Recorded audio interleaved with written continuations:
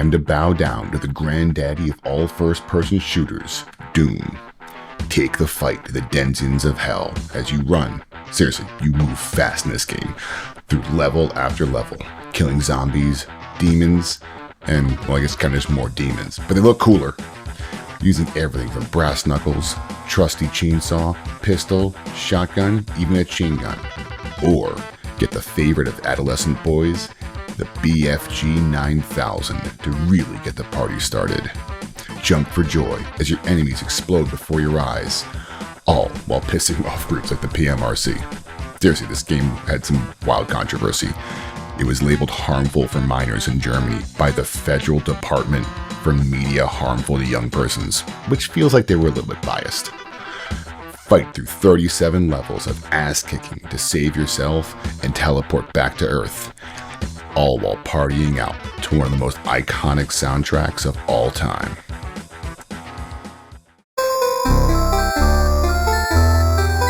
Retro Recall. Welcome back to Retro Recall, the show with more nostalgia than the number of times the Doomslayer has made the demons pee their pants. Last week we did the springboard of racing games, and today we're doing the uncontested father of all first-person shooter games, the one, the only, Doom. Nice. We're going to dive into the origins of the game itself, but more importantly, what the origins were like for a bunch of preteen kids for whom this game was mind-bendingly awesome. Mind-bendingly awesome. You know what? I looked at the date when you said preteen kids, and then I did the math, and I was like, I was 14? I was a teenager. Close enough. I know. Yeah. It's close enough, though. I mean, it's like, fine. Yeah. I mean, Doom is amazing. For any of our listeners who were not born in the 80s or 70s, I guess. 79 Doom, for me. Oh, I'm very slightly a 70s child. That's so weird. That's right. Yeah, it's okay. I'm technically a millennial at 81, yet I have nothing in common with the millennials. Like, I have none of the challenges. It's like you and I are in that Xennial generation. That's just like those years that span the two generations, and we're not quite either. Yeah. We're like, where there were jobs and like, like, like life, it's fine. I've accepted it. But yeah, Doom. So Doom reshaped an industry, both with style and format, and even candidly, the way it was released. It was an entirely new approach to all these different elements of gaming. Mm-hmm. And in my opinion, is a major pivot point in the gaming industry. So yes, let's get after it. Yeah, let's get into it. Okay, you guys, everyone who listens to the show by now knows how this goes. John's going to fill us in on a little bit of the background of what was going on with Doom and the world at the time. So kick it off, John. Let's get into it. Yeah. A couple little notes on Doom. So Doom is released December 10th of 1993 on MS-DOS. Yeah. This is before Windows. DOS. Before Windows. Windows 95, we are a couple years away from. Yeah, I'm going to sound like an old man, but I bet there are a large number of people listening to this podcast who have no idea how to use a computer if Windows isn't on it. Like, what even is that? Yeah, CD backslash, CD backslash W, CD backslash P. Yeah, come on. DIR, directory. This is actually the end of my programming knowledge is right. It's Microsoft Basic. Some fun stories on it. When it was released, it actually crashed the server of University of Wisconsin. Fun little note on that. This game is an icon. But as always, before I get into that, I like to talk about the setting, because I think it really, especially with Doom, I want to set this setting of when it was. Yeah. Oh, and real quick, part of this is because it was such a technological marvel. Yes. And if you're looking back on it through the lens of history, it's not going to make sense. You're going to be like, it looks like pixelated stuff. It looks like other games from that time. No. This was a huge jump forward technologically and game design wise at the same time. 100%. I mean, to give you guys an idea, this is December 1993. You want to laugh at something? The average internet speed was 14.4 kilobytes per second. Kilobits. Kilobits. Kilobits. That's 8 times smaller than kilobytes. I actually didn't even realize that till you said that, because I'm not as computer savvy. Yeah, kilobits per second. This was dial-up modem time. This was like... Yes. This was an era where the idea of video on the internet was just not even conceived. It was impossible because it would take you minutes to download a single picture that was like 400 by 400 pixels. This was an impossible time. We are 6 years away from Napster. Mm-hmm. We are 12 years away from the first version of YouTube, which if any of you remember it, it wasn't that impressive. And because this is a first-person shooter game, we're 10 years from the first Call of Duty, which most Call of Duty players forgot existed because it's so different from current Call of Duty. Oh, yeah, totally. Like, yeah. But yeah, also, but December 1993, I do love doing this. Number one song in America, Janet Jackson, Again, is the name of the song, apparently. I don't remember this one by name. I have no idea what this is. Yeah, usually when you name these pop songs, I'm like, yeah, okay, I remember that one. I don't remember this one. But we both do know what it knocked off the chart. It knocked off I Would Do Anything for Love by Meatloaf, which I think I'm more aware of from memes than I am from the actual song. Oh, man. I saw this music video. This is, again, during that time where I was watching all these music videos, and everyone was like, you won't do that. Won't do what? Yeah. What won't you do, Meatloaf? Yeah. Now, I'll be honest, usually I talk about some other music that came out this time that I like, but there's nothing, because the problem with December, if you don't know musically, you don't want to release albums in December because you can't tour. It's people. There's not people don't have disposable income to go to concerts. And it's too late for the Christmas market because everyone's already bought their presents.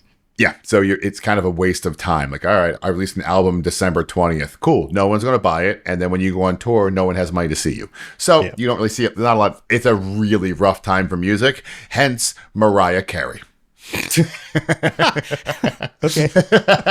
It's that Christmas album's been on repeat for basically since Doom came out because no competition. It's like there's nothing else. Michael Bublé tried. She knocked him right off. He did. Knocked him right off. Michael Bublé has a lisp. I don't know. That's a whole nother thing. But anyway, next time you hear Michael Bublé sing a song, listen for the lisp. It's there sometimes. Interesting. Yeah. The theater was actually pretty good though. You had Mrs. Doubtfire, which is pretty funny. Yeah. Robin Williams. The Pelican Brief, which was actually one of the better dramatic lawyer things they did. Wayne's World 2, that wasn't very good. It was the worst of the two films, but I mean, Wayne and Garth are classic. It was still good, yeah. And then Sister Act 2, I have no idea what was in that one. Yeah, Whoopi Goldberg, I believe, and a bunch of nuns or something. Yeah. I'm good. So anyway, Doom. Let's get back to Doom. Yeah, all right. Origins of Doom. So for those who don't know, Doom is from ID Software, is the name of the company. They made Wolfenstein 3. You call it ID. That's interesting. I just say id. Like id or ego. I think that's where might be where it's from. I don't know for sure. That's the thing. Yeah, this is the problem. This is an era where we read everything. So it is whatever you saw, that's what it is in your mind. It wasn't, no one's getting interviews. But anyway, they made Wolfenstein 3D, which was I like the original. I've hated every game they've made ever since on Wolfenstein 3D. I've not liked a single plot they've ever made, but I like the first one. Shoot Nazis. Very easy concept. Sure. But they wanted to make another one, but a better one. However, the cool thing with these engineers is they were more, in my mind, artists than they were programmers, because they looked at Wolfenstein 3D and they were like, I'm kind of bored of that. They were artistically, they're like, this is boring. I want to do something different. I want it to look better, but I also don't want to just make a better version of Wolfenstein. I want to go a whole different era. And the two things kind of work in their favor here. One, this is an era where D&D is actually at one of its strongest points. 1993-ish, we've got Advanced Dungeons & Dragons are out. It is growing pretty rapidly. So it's an underground community, but it exists. The Gold Box games? Yeah. Yes, the Gold Box games. Well, those were those were late 80s. So those have already been out for a bit. But they would have been inspirational for a game like this. Exactly. But what we have right now is we've got a kind of a cool, like, demons are cool. There's a whole, like, kind of idea there. Yeah. What also helps them out is this is the rise of the PMRC. And if you don't know who the PMRC is, I'm going to start off by saying boo to them. The PMRC, Tom and I are both music people, are why we have a sticker on labels that says, advisory explicit lyrics. Explicit lyrics. That's the PMRC. Yep. They are at fault for it. So what this means is this game's going to launch with a bunch of content that a bunch of people with dumb hair and silly outfits are going to have real issue with, and you're going to get a ton of free publicity. Yeah. Good job, ID Software. Yep. And to their credit, they weren't trying for that. It just timed out beautifully. But the idea was to make a better game than they made before. First off, they want to do is get rid of the right angles and flat edges. If you've ever played Wolfenstein 3, everything's square. It's very square, really rough kind of square. They wanted to actually add, and I'm doing heavy air quotes here, realism. It's 2026. When we say realism, and you look at Doom, like, really? For the time. Right. But they did stuff that was first of its kind. They used color swatches to make areas look darker and lighter. They were able to create things that look like strobe lighting. Like this was new for them. Yeah. There was like mood lighting in this. They were one of the things I think a lot of people need to understand is that this game, even though it looks 3D-ish, it was like faux 3D still. Yes. Wolfenstein was fake 3D, and then John Carmack. So Carmack and Romero were kind of the two most well-known people at id Software, right? Carmack is a genius when it comes to writing code and getting the most efficiency out of anything. It's one of the reasons why Meta hired him to work on VR about 10 years ago, is because they needed to make that more efficient. And one of the things he did was he figured out how to make the PC at the time, which did not run games smoothly, simulate a 3D like environment at a frame rate that was playable. And that was huge in 1993. And then you add on top of it, John Romero's interest in demons and dark settings and all of that, and you have this wonderful combination of like chocolate and peanut butter coming together to create something that was just beautiful. This game exploded. This game. Oh, all right. So let's get into kind of how exploded it gets. Yeah. So before that, I got a quick one. Please, I got a quick fun. I did a little extra research and pulled in some fun little details. Do you know, or does anybody listening at home or in your car or at work or wherever you are, how they got the name Doom? I have no idea. Well, the story is it was from a scene in the movie The Color of Money, 1986. Tom Cruise walks into a pool hall with a custom cue case because he's a badass pool player or whatever. Yeah. And someone else asks him, "What do you got there?" And he smiles and goes, "Doom." And John Carmack, who I just mentioned, felt like that perfectly described what this game and this new technology was going to do to the industry. That it was going to like doom every other game that competes with it because it's going to be a head and shoulders above everyone else. I mean, he's not wrong. They knew it. They knew where they were onto something. Blew up. So yeah, this game comes out, and the first thing is the way that they decide to release it is fascinating. id Software, whatever it is, they decide first off they're going to self-publish, and they decide to self-publish because this is an era where PC gaming and even actually console gaming still not that big. Super Nintendo, I believe, has just come out. It's gaining traction, but gaming is still for nerds. It's not big in the sense of like, oh, you must be a child if you play video games. Exactly. Which a game like Doom very strongly pushed back against. Exactly. So Doom's coming out so that he realizes, or at least they realize, if we partner in with some publisher, all we're doing is giving up a ton of points. That's all it is. We're getting it. So we're going to self-publish. Points meaning percent on the amount of money you make. Sorry. That's industry lingo. There you go. Sorry. John has a corporate job. They use that same lingo in the music industry too. Like, it's not too uncommon. Yeah. Yeah. So they decide to do a couple things. They're going to self-release. They actually only purchase one advertisement in one gaming magazine. But what they go hard into is shareware. And we talked about shareware before because we did we talked about shareware before when we did the Duke Nukem episode because Duke Nukem copied this idea. Right. And what they did though, they're one of the first shareware people. They sent copies to all the game stores or all the major game retailers and said to them, do what you want with this. Sell it, give it away. We don't care. Right. It was, and what it was the first, it's like there's like 4 episodes in the first game. It was the first entire episode. With multiple levels, by the way, of the game. Yeah. They gave out, do what you want. Yeah. That was like the first quarter of the game ish, something like that. Yeah. And that was it. Go ahead, guys.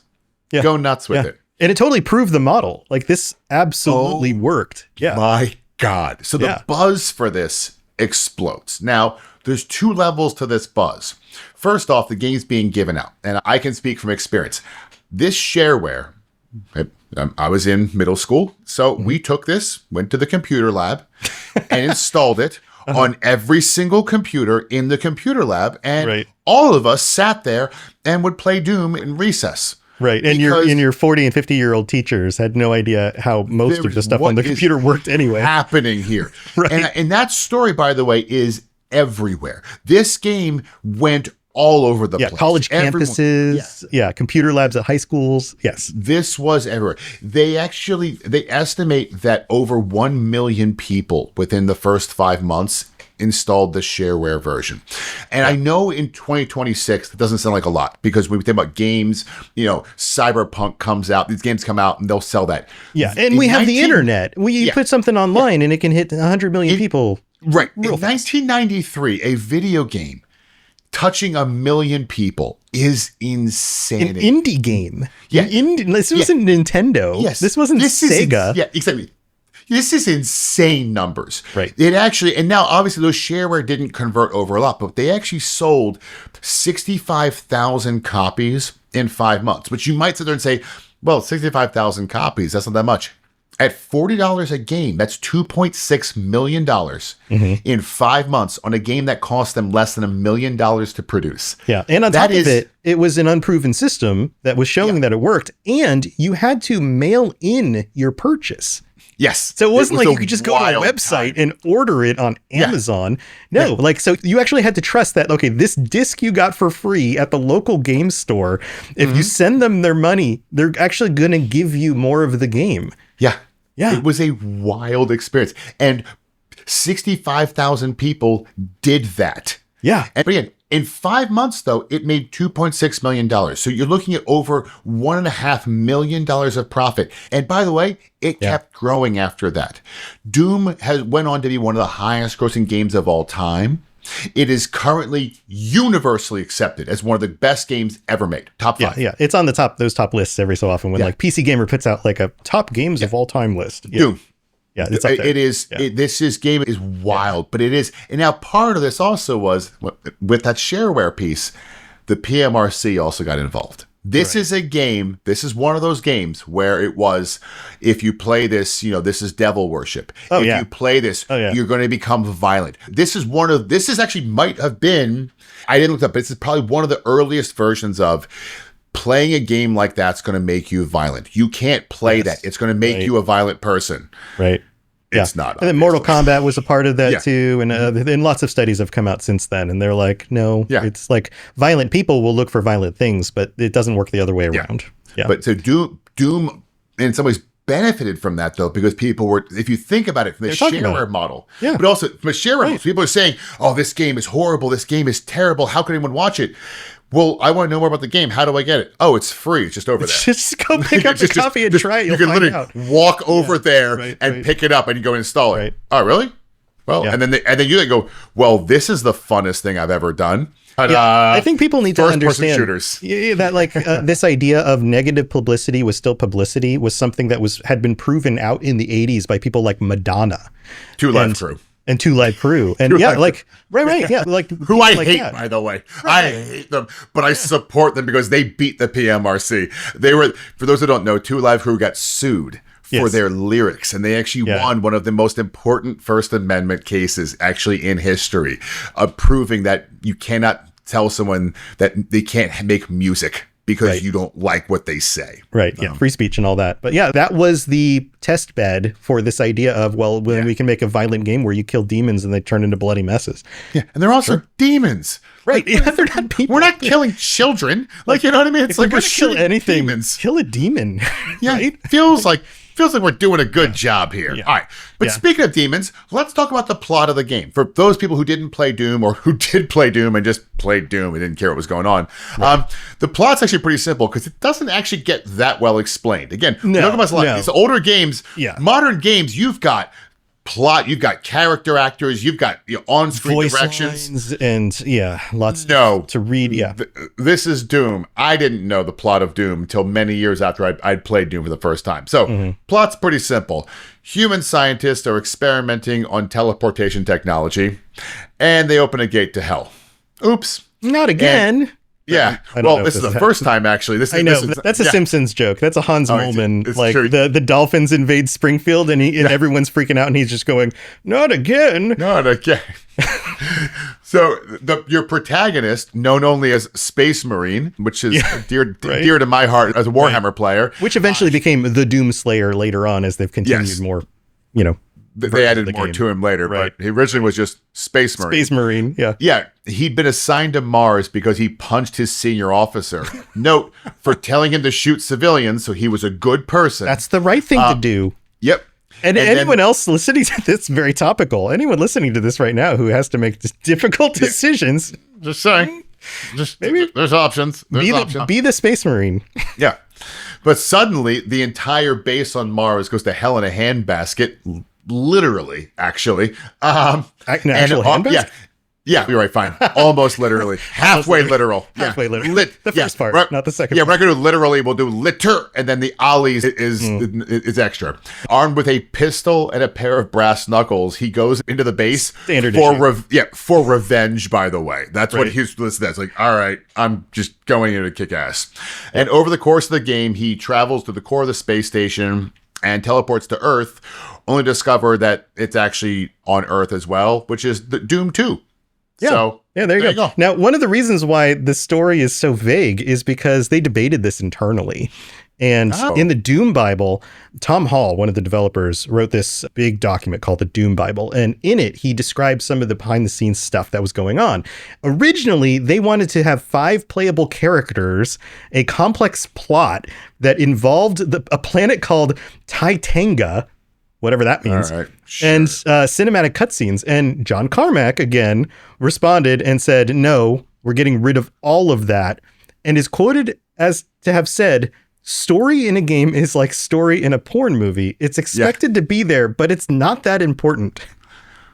Which, in 1993, he was probably correct. In he was right. Modern era, yeah. Nope. Today, because technology has changed and ability to enjoy games for different reasons has expanded. But yeah, you look back to the late 80s, early 90s, and we talked about this before. It's like Mario has to go save a princess. That's the story. Yeah, Doom guy has to kill all the demons. That's the story. And that's really all any of us wanted at that point, too. That's all we wanted. I want to go shoot stuff. Yeah. So, all right, but let's talk about, you and I went back into this game. Yes. And, I mean, for me, I haven't played this game in over, I was going to say 20 years. It's over 20. I was thinking back on it. I have not played this game since I moved out and went to college. So that would have been 2000. Wow. So, I mean, it's the 90s, probably the last time I played this game. I don't know how far into the 90s. So I have not turned this game on. So I bought it. I went, you know what? I'm doing this. I went on Steam. I gave them $10. Right. I got this game and Doom 2. Nice. I loaded it up and I set all the graphics to classic. All the music to classic. Chunky pixels. And because I wanted, all right, how was it? And I'm going to be honest, Tom. It was awesome. Yeah, it's pretty good. I mean, when the music kicks in, and even like the more modern versions of Doom music are freaking amazing. That stuff. But the old like sound chip versions from the PC, like that stuff, so good. The totally not Master of Puppets. Yeah, totally not Master of Puppets, but like still it sounded so good. Yeah. First time in 20 years. So this is how most of these games are for both of us. But this is one of those games that I've fired back up every so often just because like, I do a bunch of Bethesda podcasts, but also like, hey, they have a version of it on Xbox Game Pass. Why don't I try and play it a little bit and jump back in? Yeah. Yeah. So what did you think? It's been 20 years. So a couple of things that really blew my mind. First off, it really is incredibly fun. Like the fun came back immediately. What was funniest to me though is how fast like the controls came back to me. Yeah. So as I started playing, like it was like within, the first level's pretty easy. So so when you say controls, I beat it. Do you mean added in mouse look, which wasn't originally in the game? Or do you mean like use the buttons on the 2 hands on the keyboard, one hand moves around, the other hand aims and shoots? Yep. I turned the mouse off. I went full classic. I turned the mouse off. Right. I went full classic keyboard, everything.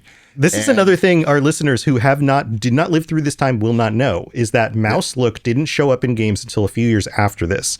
It was like Quake, maybe Quake 2, maybe Quake 3. I don't remember. Yeah. Maybe one of those. It's late. It's going to be later 90s before we get. It's later 90s. Yeah. But in Doom, originally you had move forward, move back, and then the left button wasn't step to the left. It wasn't strafe. It was turn left. You had to hold another button to strafe. You had to hold 2 buttons to strafe. Yeah. Or you could recode it to actually strafe. You could keybind it differently, but by default it wasn't set. So strafing. So those those fireballs the imps throw at you were a lot harder to dodge when you couldn't just go once you get strafe, it gets a lot easier. Yeah. But I will say, like, to the point where I beat the game. I mean, I was able to, it took about 3 hours and I got through all of it. Died a bunch of times. And on the second, and I did it on the second high. I didn't do it on the absolute highest difficulty. I knew better. Yeah. But it was like, this is super fun. And I was in. Yeah. I mean, I was engaged. And then actually, funny side story. I played this on a Saturday. And then on Sunday, I told some friends of mine about it. And a bunch of them have now played it. I was texting actually with friends of mine actually out west too. And they were like, oh yeah, that sounds fun. So like more people are now picking this game up because it's Doom. Yeah, because it's freaking Doom, awesome. And how can you not be like, oh yeah, that was great. I want to go play that again. How about you, Tom? How did you play it though? Yeah, I came up with a different way to experience this one because it is one of those games, as I said, I've gone back to and played. My first thought was, you know what? I'm going to play it in a format that I've never tried before. And I already own Doom 64 on Steam. And anybody who knows will realize the thing that I realized booting that up, which is something I believe I read or watched in a video a while back. Mm-hmm. Doom 64 isn't just Doom 1 released for the Nintendo 64. It's more like Doom Episode 3. Like if Doom 1 was its own thing and then Doom 2 is its own thing and then they have expansion packs and whatever. Doom 64 is like the extension of that. So it's not the same game. It has completely different levels. There are mechanics and enemies in there, I believe, that weren't in any of the others. And even the lighting is improved. I'm actually looking it up right now while you're talking about it. Yeah, it looks a lot like the other Dooms because the core engine is the same, but it was improved. It's a Doom 3. I mean, yeah, it came out 4 years later. Right. Right. This was 97 that this one came out. It's a spin-off. Spin-off made specifically for the Nintendo 64. After Final Doom. Yeah, it's a continuation of the Doom story. So, yeah, so this version of Doom, it ran really well on my system. It's a freaking modern PC, running on Steam. And the controls, by default, have mouse look in there, which you wouldn't have had on Nintendo 64, but you would have had your little thumbstick on that weird controller, right? And the lighting is more active and has lots of colored lighting stuff that the original Doom couldn't do because they upgraded it for Nintendo 64. And there were a lot more puzzles. It was more focused on, it was less about fighting a lot of the enemies, at least in the initial set of levels that I made my way through. I didn't finish the whole game. But a lot of just like, hey, you're in a room and you got to click these buttons and something weird happens. You have to pay attention to what happens. You have to click the right button again. There's even like moving set pieces where if you click enough of the buttons in the right order or whatever, there's this big machine thing outside that crushes into the ground and carves out part of the level that you can now go down into, which doesn't happen in Doom 1 at all. Oh, yeah, of course not. Yeah, they were adding in all this other tech in order to expand how they could build out these levels. What was that game? It was on PlayStation 2, I think, where you could blow up the walls and go through it. Red Faction. There we go. Yes. Thank you. Sorry. Yeah, Red Faction. Yeah, we should cover those sometime too. My wife played she got into PlayStation and she's like 7 years younger than I am. So she had like a kind of a different gaming arc. Yeah. But later in high school, she was able to buy her own PlayStation because her parents wouldn't buy her one. And then she got super into games like Spyro the Dragon and Red Faction. Anyway, but yeah, so I played Doom 64 and it was cool. And you immediately start off with more weapons and other stuff. And it's more about just like, hey, you've been here before, try some new puzzles. It's really kind of the feel. But also this feeling of the designers have been doing this for a while and it felt a lot more kind of polished. And then once I was done playing with that, I was like, okay, Doom can run on a washing machine. It can run on a toaster. It doesn't matter because the game is so well designed that you can kind of put it on anything with a chip these days because chips are so much more powerful than they were. So I was like, okay, well, what is this like in a browser? So I looked it up and I found 3 different sites, and I'm sure there's more than just 3, but the first 3 sites I found where you could load up Doom in a browser and play it. And it works. It's fine. One of them was better than the others. Which browser? Microsoft Edge? Well, I ran it in Firefox. I've been using Firefox. How far are we going to push this one? No, they all worked in Firefox. So it wasn't Chrome. It wasn't Edge. Yeah, but it worked, and some of them had default added in mouse look and other ones didn't. But it totally worked. And the graphics were pretty true to what they were. Like you could set it to low or high, and then you could it was all pixelated. So if it was in a browser window and it was really small, it actually looked okay. And then once you made it full screen, it was like, oh God, this is supposed to be on like a 12-inch CRT. Yep. Yeah. So that was interesting. It was interesting to see it again from that perspective. But that was my way of enjoying this in a kind of different format as opposed to just going back and playing it again. I love it. I love that idea because it is. We actually should have covered that earlier. Yeah, this game is oddly stable. I don't know how they did this, but it's known for this. You can install it on any smart device. If you have a smart washing machine, a smart refrigerator, you could technically run Doom on it because it's so stable. I saw a picture. Somebody ran it on a one of those birth testers, one of those pregnancy test devices. An ultrasound? No, like you pee on the strip and it tells you if you're pregnant. Oh, there's digital ones. Yeah. The electronic ones. Somebody got it running on one of those, and it was all of like 24 by 12 pixels or something, but you could actually kind of tell that it was working. It actually functioned. That's what makes Doom wild. Doom is this crazy. Did such a great job on it. All right, but let's talk about what makes the game so good and what made it so good for us. So, I mean, for me, it's the gameplay is the biggest one. The levels are fun. The levels are interactive. Also, it's fast. You move in this game. So I'm glad you brought that up. Running. Yeah. I remember playing this and playing it at home as a teen. And my mom was like, what are you playing? I'm like, I was doing Doom. And it was running around like the first level. And she's like, are you in a vehicle? And I was like, I don't know. Because you move so quickly and you bob up and down, but you bob up and down very slowly. Like you must be taking these extremely long strides. Yeah. I mean, he's had a full sprint the whole game, right? Which and I think I saw this. I should have looked this up because I didn't think to bring this up. Somebody actually clocked it based on like the size of the environments, and it's something like he runs at like 26 miles an hour or something. Somebody's going to correct me out there, but it's fast. In Warhammer, that's probably about accurate. So if it was a Warhammer 40K, we're good. He's a Space Marine. The Warhammer 40K Space Marine, I'm good. I also loved even the controls, the side to side. We talked about it earlier. The way the strafing action. All right, look, the fireballs are pretty slow for a fireball, if I'm being honest. But it is a nice element. It does allow you to kind of duck. From a realism standpoint, if you're playing Call of Duty, you're going to be annoyed by but you can duck here. But from a learning to play a game thing, it was highly enjoyable. It was highly enjoyable. It was three-dimensionally kinetic in a way that other games never were. Yeah. They just weren't at that point. Like, it was one thing to jump over a Goomba as Mario, but you're still only going up and down and left and right. Yeah. And in this game, you added 3 dimensions, and there were other games before this that tried to do that, but it wasn't really well done.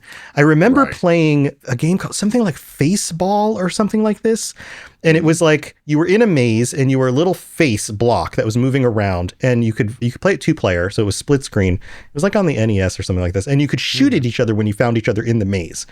And I remember how groundbreaking that was, for as lame as it sounds right now, by the fact that you moved around in 3 dimensions. And then Doom comes out and it's totally blows that away. Faceball was Super Nintendo. Faceball. Yeah, it was called Faceball. Faceball 2000. There you go. Game. It was one of those early 3D games, but it just didn't have the tech yet to really do it right. And then this comes out and just it sprints. Like it worked. And that was what was so crazy about it. Yeah, this game, it is wild. At the same time, I also just love the little details of the way your character's face. I mean, this was in Wolfenstein. Yeah. Your face gets injured. You get beat up and black eyes. The more damage you take. You make faces when you get hit. But also, when you shoot the gun, you get super angry. Like, if you start firing the minigun, he starts like gritting his teeth and getting Or the angry. BFG, and you get all excited looking. Oh, the BFG. Yeah. All right, we should talk about weapons too, because the weapons is one of the best parts. So you've got now. I actually always play with a shotgun. Shotgun's great. The shotgun. I think the shotgun's the best game. The minigun is fun, but you always run out of ammunition. So whatever. The BFG, which stands for big fucking gun. That's what it was. Which absolutely. When you're 12 years old, by the way, in an era of the PMRC, was the coolest thing ever. Like it elicited giggles every time. Yes. Oh, every time. Oh, I got the BFG. Yeah. And honestly, it still works on me because of that. I still think back on it and I'm like, it's a BFG. Like, who cares? I use the F word constantly all day long, but it's in the video game. When you're this a kid is naughty. and you're talking with your friends. And it was incredible, but I wasn't. The BFG was nuts. The rocket launcher, that weapon sucked. I killed myself with it more than I killed anything. Yeah. It was a risk reward thing. Now, what's cool about the weapons is that they actually modeled them and then took pictures of the model and then turned those into 2D sprites. Did they now? Yes. Or they found toys. So, for example, the plasma rifle was a toy called the Rambo submachine gun, and they painted it and modified it a little bit. Yes. The chainsaw was a chainsaw toy that they took pictures of. Not and surprised. The pistol and shotgun were like modeled toy guns that they bought from like Toys R Us. So they imagine working in the studio. You're like, okay, we need some guns here. Let's just go down to the toy store, buy some toy guns and use those and then just edit them a little bit. Do you realize how hard that must have been? So we live in an era right now of 3D modeling. I can take Photoshop. Anything. Right. Oh, I can take anything. But I can take a laser. Technically, I can use my phone. It is tricky off of a phone. But this technology is not hard. I can take any object and 3D render it. It's very easy. These guys had to look at it. Yeah. And then design while looking. Yeah. And probably had to make their own proprietary software to do a lot of what they wanted to do. Yep. That was built off of other stuff that was available. Also, they had to get the sounds of things. And it turns out in order to get the sounds for the chainsaw, they didn't just buy a chainsaw sound from some like stock site. They actually went and recorded in one of the developers, Bobby Prince, in his backyard, took a chainsaw and recorded it in his backyard. Like working at home, he's like, I got a chainsaw. I'll just record it in my backyard. I mean, yeah. And this is why this game is so incredible, because they didn't, and I want to talk about something like that for a second, because they didn't want to just cut a corner. They didn't want to sit there and say, oh, someone else has already done this. We'll just pay them and we'll use their thing, which will sound either good or bad. It's already done. They said, now we'll make it from scratch. Yeah. And just like cooking, if you make it from scratch and you know what you're doing, it always tastes better. Yeah. And that's what they made. They made a game that was from scratch. And it was that's why it was so mind-bending and how good it was. Also, Scratch is amazing because you can make anything out of Scratch. It's like a miracle ingredient. Fair enough. I like that. Sorry. It's fair. It was a good one. So what about the enemies? What do you think about the enemies? Another one is the enemies of the game. So you have a good amount of diversity in the enemies. You know how to beat them. They're diverse, but not too diverse. But what I like about it is that each of them requires a slightly different trick. You've got, the regular, the guys in the green who just one shot kills them. Yeah. Then you got the guys in the red who do give you the shotguns. Those ones you got to be a bit better aim on. Then you have the demons throwing fireballs. Same thing, might take 2 shots. Then you have your pink guys who are melee. Those, I think, are 3 shots of the shotgun. If they get close to you, they'll mess you up. Right. Then you have your shadow guys, those things. And the invisible looking ones. But then you've got the big old round demons, and then they all have different names. The Caca demon and the Beholder-esque ones. But what I liked about it is that there's a differentiation amongst them, but they're not. They synergize together. Yes, there we go. I like that. They synergize. Yeah, there's synergy. Well. So as you're fighting one guy that's rushing at you, other guys will be throwing things at you, and you're gonna have to dodge the fireballs or whatever. Yeah. And I think this is something a lot of people don't point out enough, is that the original Doom was very inspired by like these bullet hell type shooters, where think about it. You go back and play a game like Gladius or something like that. The bullets don't just shoot across the screen at the speed of bullets.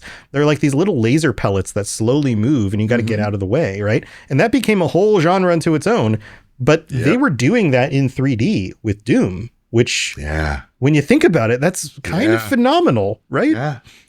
Doom's, this game's incredible. And then another thing we should talk about too is, to that point, is kind of the way the game played, like angles, for example, the way the levels look. These are 30-plus-year-old graphics. They don't look that bad. They look bad. They don't model real spaces, which would be one of the things that you would, like a current day gamer going back, would be like, how is this a space station? Where's the office? Where's the bathroom? Like, where are the chairs? Right.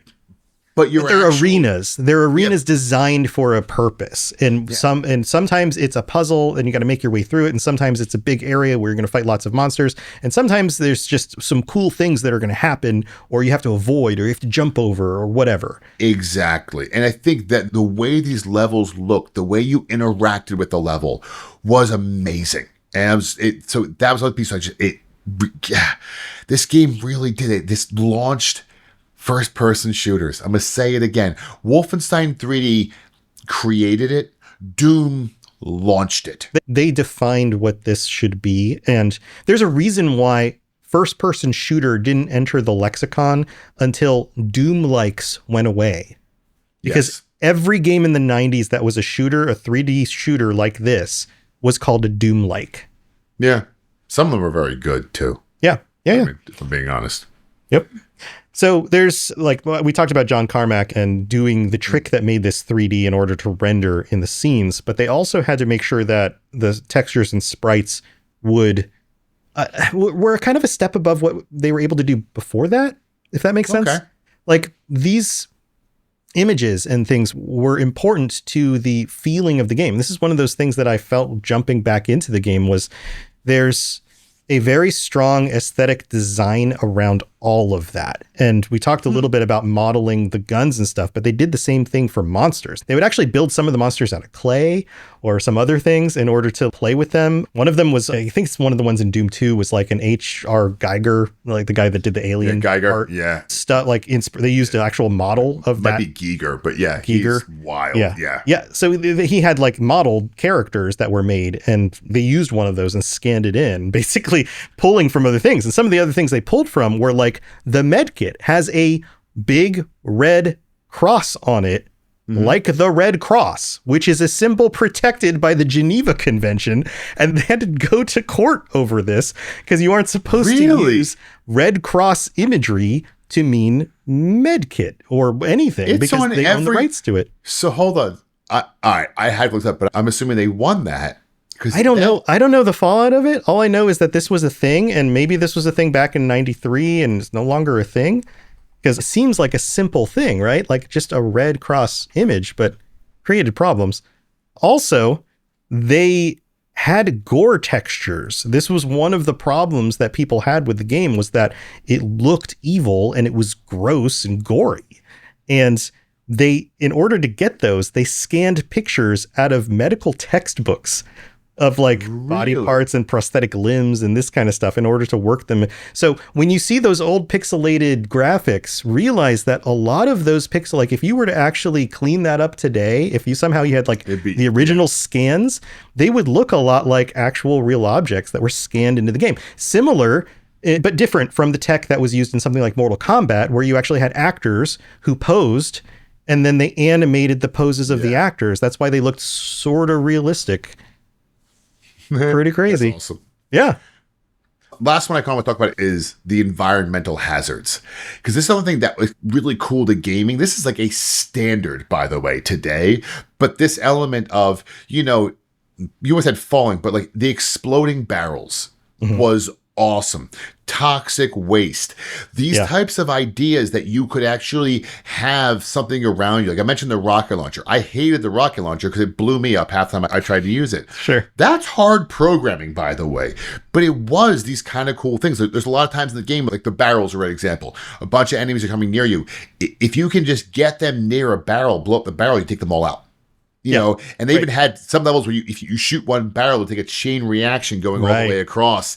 This type of stuff, these environmental elements really added an extra element of like, because remember, this is an era. There are no Steam achievements, guys. There is no 100% of completion. You get nothing outside of your own personal joy of doing these things. Right. And to that end, if you like Doom and you go to YouTube, you're going to see a lot of speed running on Doom. Doom, I think, is one of the better. I think Super Mario is probably the most popular, but Doom is one of the better speedrunning games because there's some really cool stuff you can do with it. And a lot of it is this type of stuff. A lot of it's using environmental to do it. Yeah. So it's got awesome graphics, cool environments, art direction, sound. We talked about the soundtrack and the sounds are iconic. But what didn't you like so much?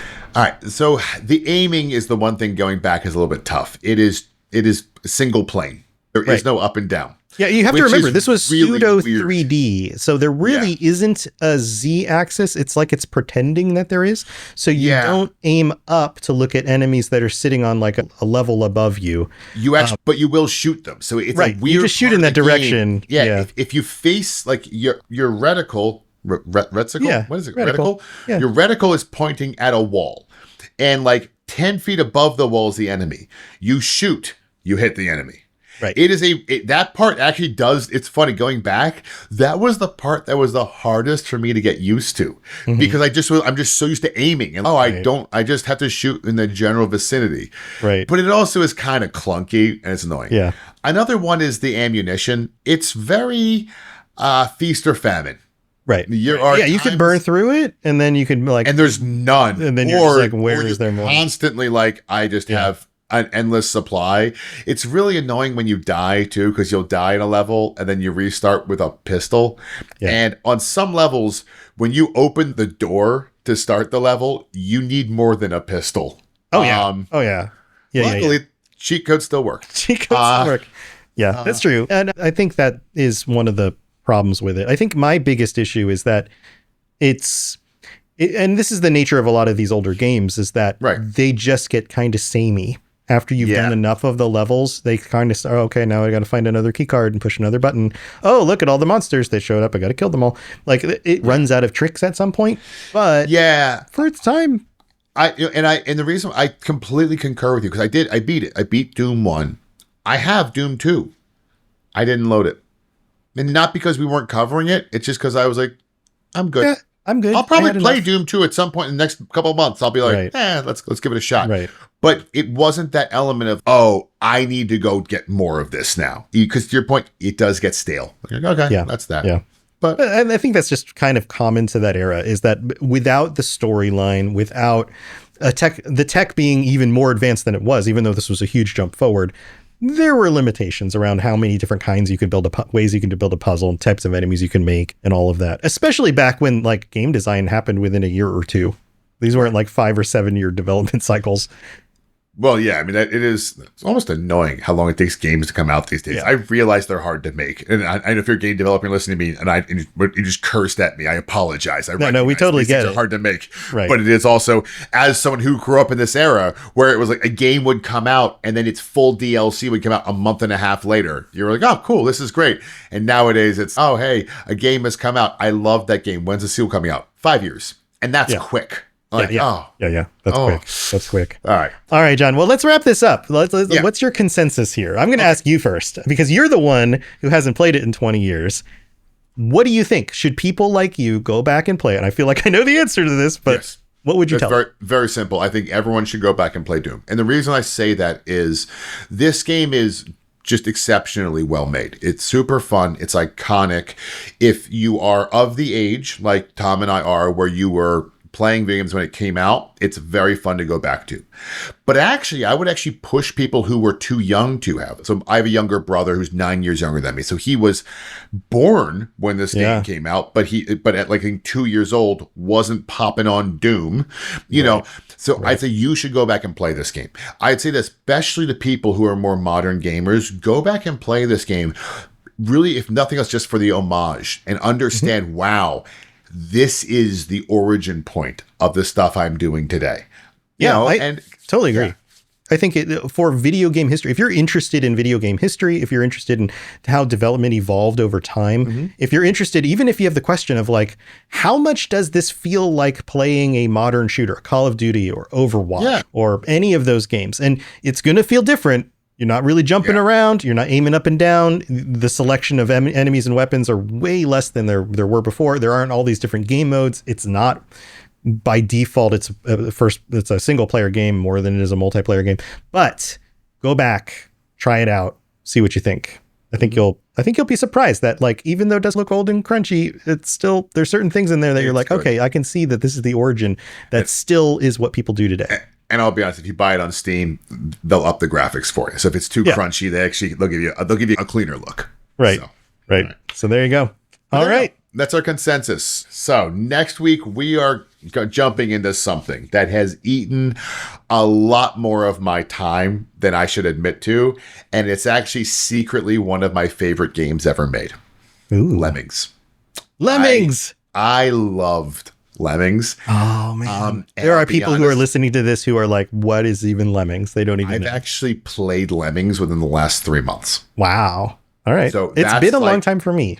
Yeah. When we first started doing this show and I pulled up their first emulator, I found Lemmings there and I went, well, yeah. And I remember my wife walked in, saw me playing Lemmings, and my wife has a degree in engineering, and also went, oh, I remember that game. And then my wife started playing Lemmings. So there you go. Lemmings it was the path to an engineering career. Lemmings is this is going to be fun. It is. Yeah. I love those little guys. The little guys. I love Lemmings. Did you know that the whole concept of lemmings throwing themselves off a cliff was invented by documentary makers from Disney in the 1960s? Completely false. It's totally false. It's completely false. They also, to be fair, don't mine or climb or build little stairs or blow themselves up, build little stairs. The game's not that accurate from a nature standpoint. I will throw that one out there to people. It is not the most, biologic accurate film ever made, but super fun. So there you go. For those of you who never played Lemmings, you're in for a treat next week. Yep. You control little guys and they walk around and you have to get them to figure out how to work their way through a puzzle before too many of them die. That's basically how it works, but it's great. This game's wild. Before you leave, if you've enjoyed this show and you want more of the stuff we do, check out my other shows, the Fallout Lorecast, the Elder Scrolls Lorecast, and the Lord of the Rings Lorecast. And John does the 40K Lorecast and the history of 40K. So if you're into any of those things and you want, I don't know, just more information about them and just want to enjoy them more with the community of people who love that Honestly, if you just like the sound of one of our voices, you can go to these places and get more of it. There you go. Some people like to listen to me to fall asleep. And they were like, that's not a backhanded compliment. That's a real compliment. And I was like, okay, thank you. Yeah. Cool. People have given Brad and I that before, and I've always been like, how? We're basically yelling the whole time. You guys yell. I'm more chill on especially the solo hosted shows where I like, He and I are yelling and people are like, yo, I fall asleep to you. I was like, what? I mean, they grew up in a rough household. Yeah. Okay. Good for you. But there you go. All right. With that, that's all I got. So see you guys next week. All right. Go play some Doom. See you next time. Bye. Recall. Robots Radio. Games. Lore. Stories. Community. Just press play.